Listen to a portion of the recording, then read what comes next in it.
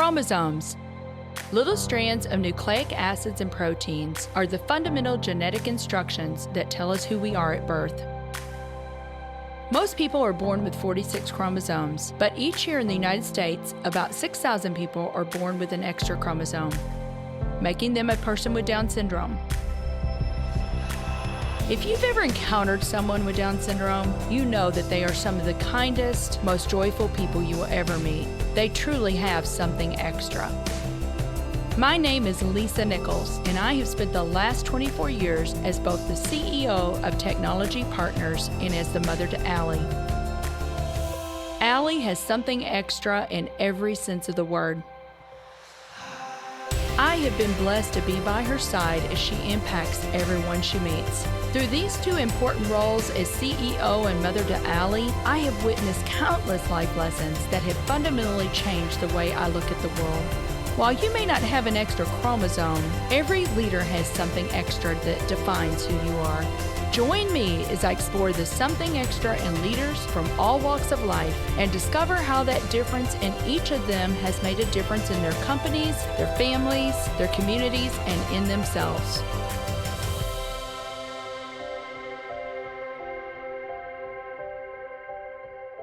I am thrilled to have Mark Herschberg on the show today.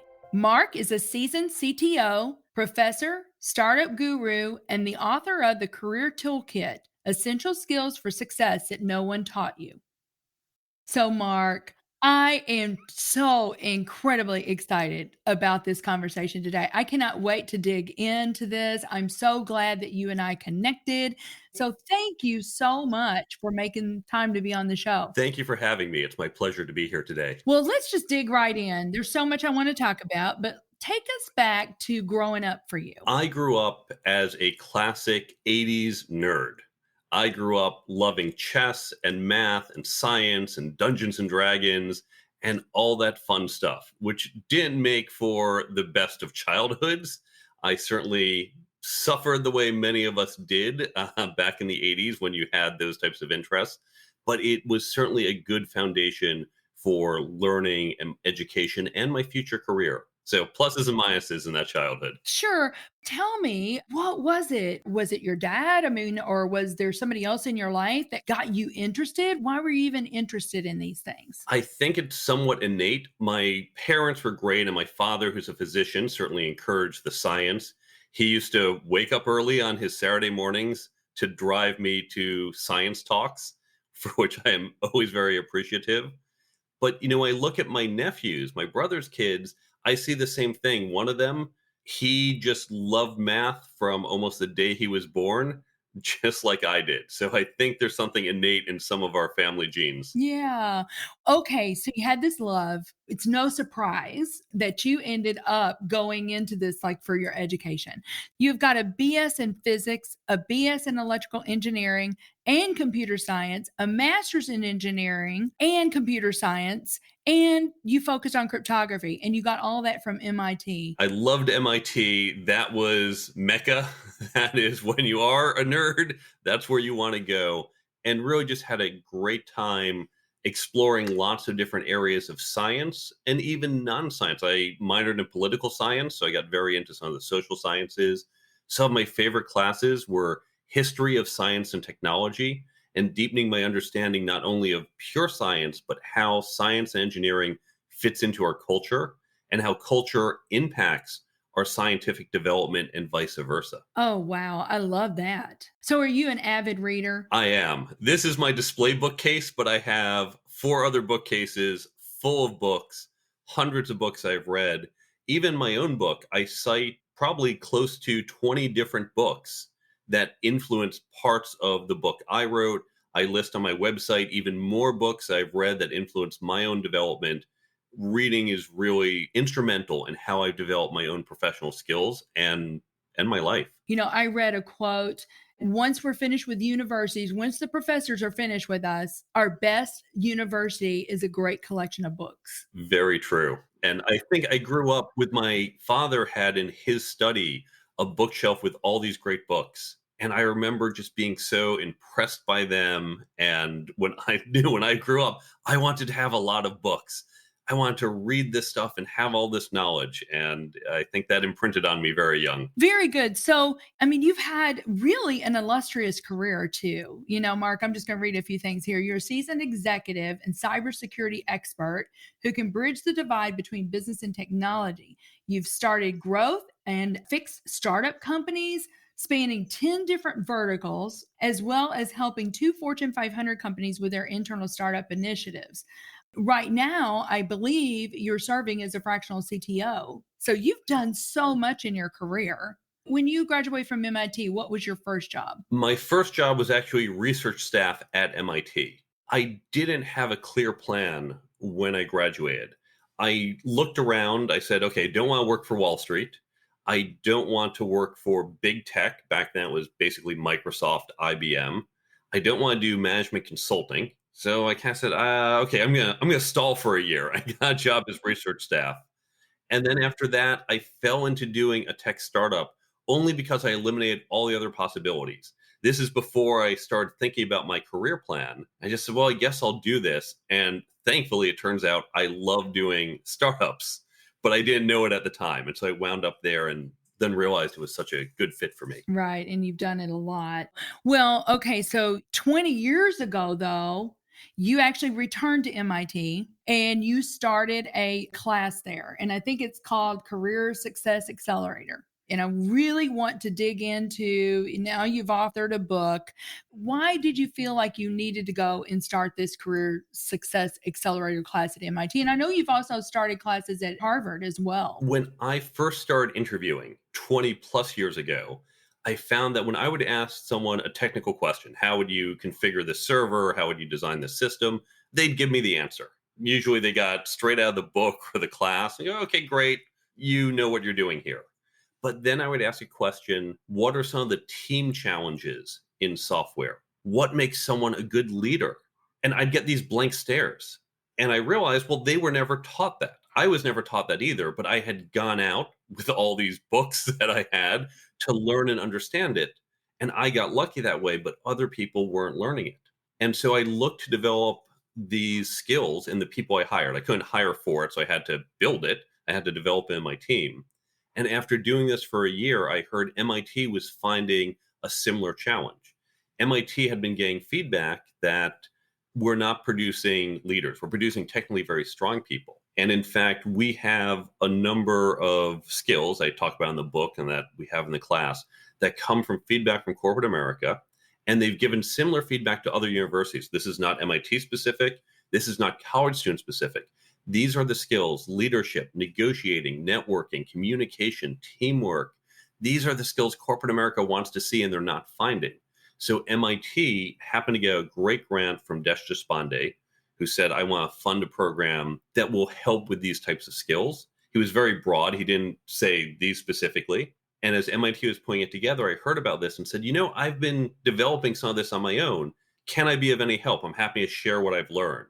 So I said, yes, please come help us develop this class. And after we spent a couple months developing it, they said, we have all these great professors, but you bring a different perspective. You've been out in the field. Can you help us teach the class? And subsequently, myself and other people like me who have been experienced engineers and scientists, we've come back to help teach students now for a couple decades. Yeah, I feel like every university needs this. I mean, I just know myself, there was so much of that I didn't learn in college. So consequently, what you've now done is you're the author of the Career Toolkit, Essential Skills for Success That No One Taught You. And I told you, I had downloaded this on my Kindle, but just recently I went out and purchased several hard copies because I am thinking this is almost like a manual, a how-to manual on all of these things that really you should keep in front of you. But I am so excited about what you've done here. And I believe you've curated some awesome material that I believe is going to really help people. I understand why you wrote the book because you've been teaching this class and now you want to get one-to-many. It's funny when you said every university should have this, because for years I was saying we need to expand to other universities. And I was also saying we should give some notes to our students. It's a very interactive class that we teach. So when I started this, I was just writing up some notes for our students, maybe something I could share with other universities. I thought I was writing up 20 pages of notes, but 20 pages quickly expanded and became the book But you're right, it's designed as a how-to book. In fact, you don't have to read it linearly. You can just, oh, I got to read chapter 7. I need to work on my communication.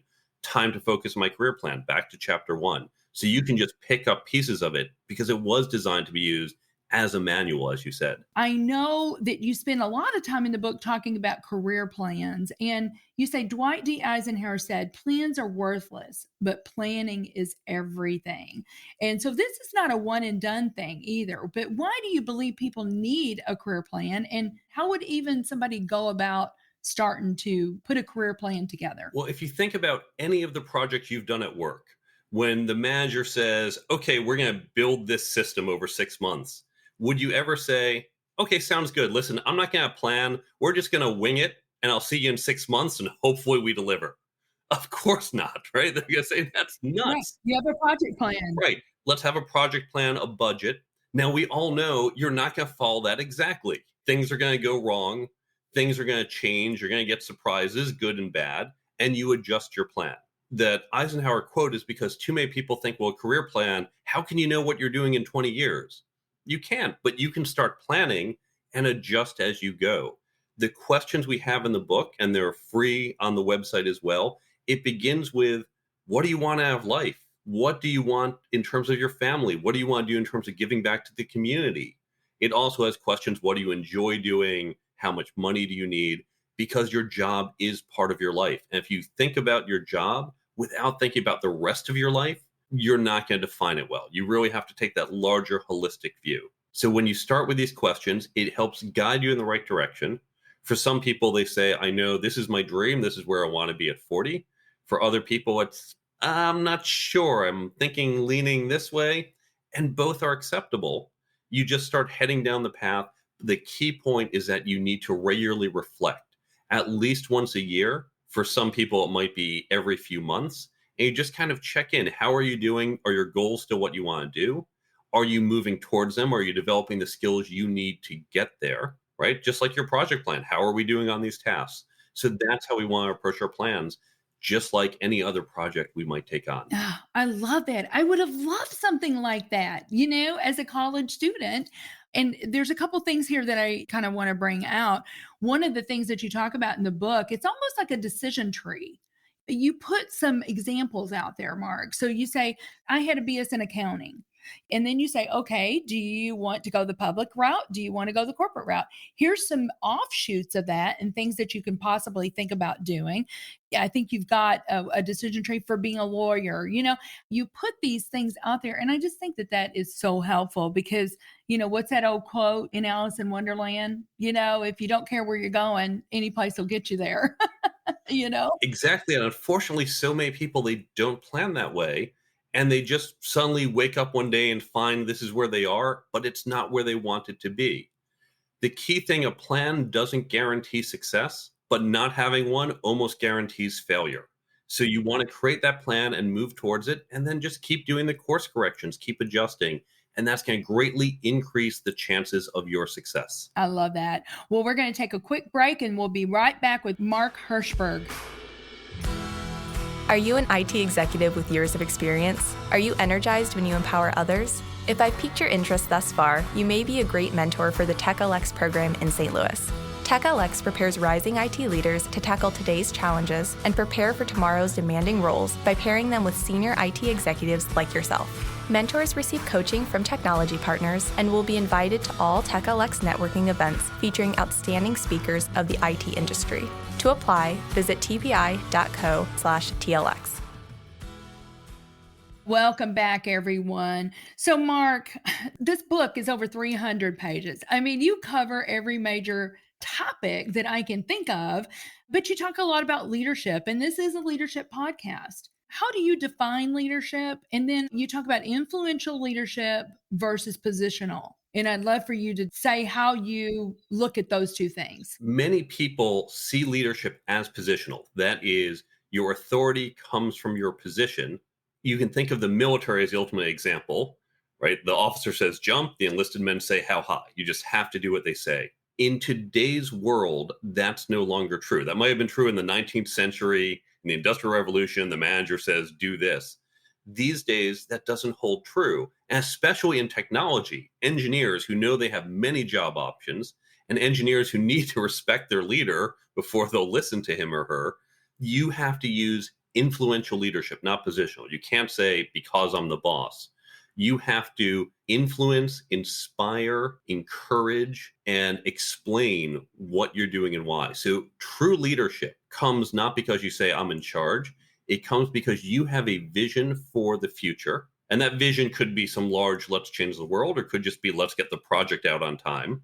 But you have some future state, and then you influence people that we need to come together and deliver on it. That is the essence of leadership.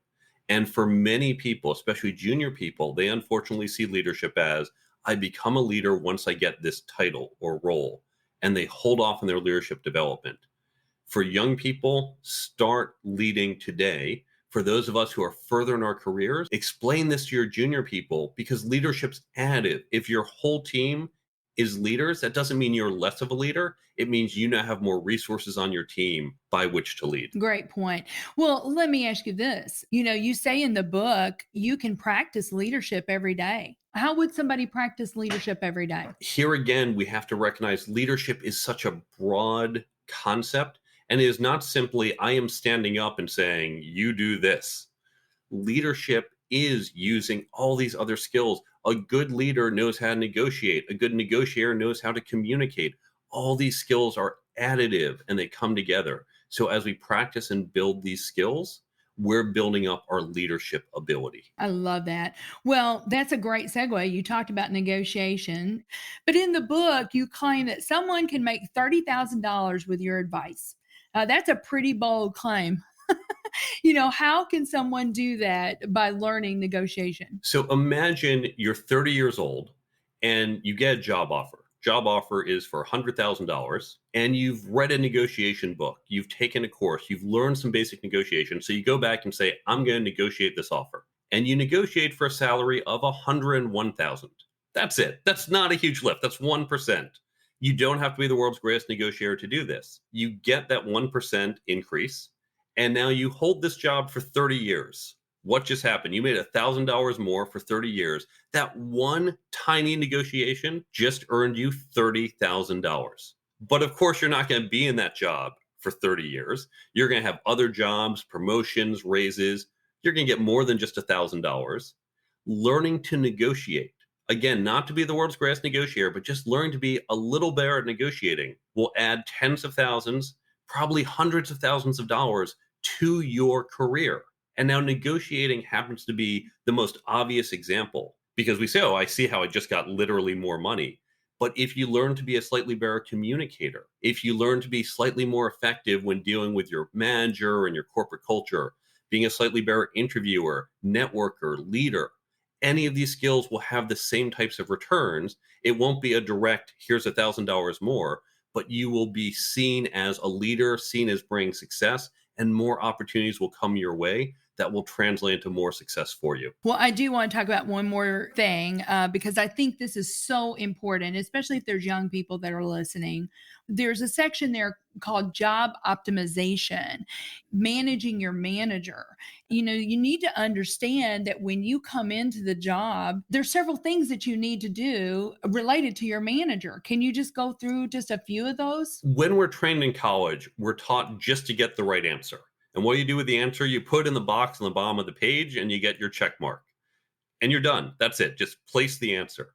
But in the real world, it's not simply getting the right answer. It's about conveying that answer and delivering that answer and making sure you're heard, knowing how to manage your manager. How does your manager like to engage? One of the clients I'm at now, we're a company in which the expectation is you respond to emails quickly. That's just the culture. And if you're not someone who normally does that, you're going to be seen, perhaps subconsciously, as someone who's not very responsive. So recognizing, how do people communicate? When you pitch your boss an idea, does your boss want, give me 5 ideas, and your boss wants to decide, but you know how to guide her towards the decision you want? Does your boss just want, give me the final idea and why? Does your boss like it communicated in email as a PowerPoint? Sit down and have a conversation. These things are subtle. And it does involve certainly getting the right answer, having the idea, but how you convey it, how you deliver it, how you make this more useful to your boss. This is all vitally important to being successful and delivering value. Yes, I just think that is so important. I've got a mentor of mine that was a multi-time CIO. You know, what he said was, if there is a problem, I want to hear about it sooner rather than later. And you talk about that in your book. And, Don always said, come to me early and you have a coach. Come to me late and you have a judge. But that's the way he wanted to be communicated with. And then you also talk about differentiating yourself.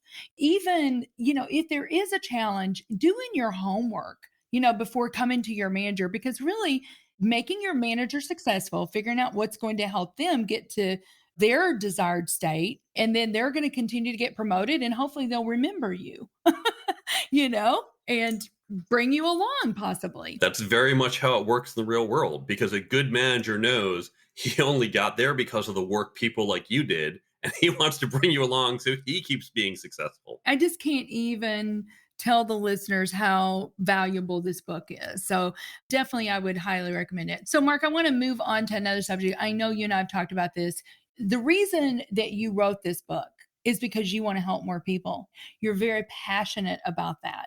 And I know that you've been involved in a lot of different organizations. So do you want to talk about one or two of the organizations that you have been involved in to help young people? I've been lucky to do so much, working with Cochran over the years, being on the advisory board of the Museum of Mathematics here in New York City. One of my favorite organizations that I'm on the board of now is Techie Youth. And we're taking kids in the foster care system or at-risk youth, kids who probably aren't going to college, who typically wind up in minimum wage jobs. We're teaching them basic IT skills. And this is something important that we can do in our communities. And there's an important lesson for us. What we're doing, we're not teaching them the be-all, end-all, how to be an IT expert. But by exposing them to these skills and opportunities, we can get them into a basic junior entry-level job, junior help desk. And that might, for many of your listeners, seem, okay, that's not what I want to be doing. But for these students, what we're doing is we're getting them on a different path. And suddenly they go from minimum wage jobs to a little more than minimum wage, but now they're in an office. Now they have opportunity. They have mentors. People can help them continue to grow. And that tiny little shift puts them on a whole new path. For those of us in our careers, we might be at a higher level, but still it's these small little shifts. It's that learning to negotiate just a little, and then suddenly down the road, it has this massive impact.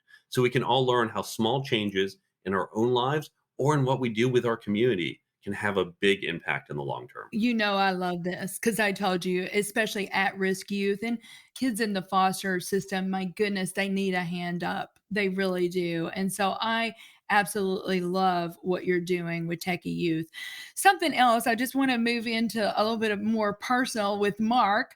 I found out that you are a championship ballroom dancer. I am. I started dancing in college, and my girlfriend at the time decided she wanted to compete in ballroom dancing, which apparently meant I wanted to compete in ballroom dancing. Right. And I'm very glad that happened. I would not have done it on my own, but it was one of the best things I did.